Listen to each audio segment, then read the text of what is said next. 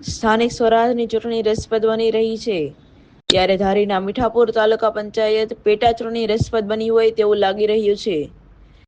ધારી તાલુકા પંચાયતની ડુંગરી મીઠાપુર સીટ પર કોંગ્રેસ ભાજપ ઉમેદવાર મેદાને ઉતર્યા છે.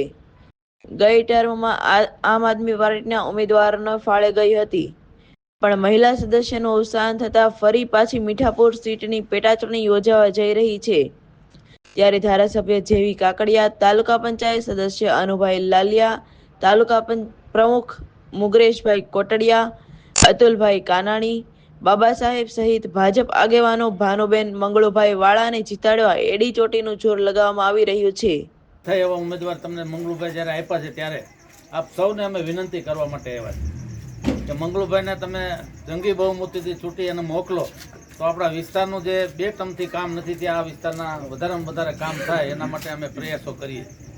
આજે આપ સૌને વિનંતી કરવા માટે આવ્યા છે એટલા માટે કે ઉપરથી દિલ્હીથી જુઓ તો દિલ્હીની સરકાર, ભાજપની, રાજ્યની, જિલ્લા પંચાયત હોય, તાલુકા પંચાયત બધું હોય અને તમારી સીટ ન હોય આપણે ભાજપ પાસે તો આપણા કામ ઓછા થાય. ત્યારે આપણા વિસ્તારના વધારેમાં વધારે ડેવલપિંગ કરવા માટેનો જો એક મૂળ હોય તો એ તાલુકા પંચાયતના સભ્યનું છે.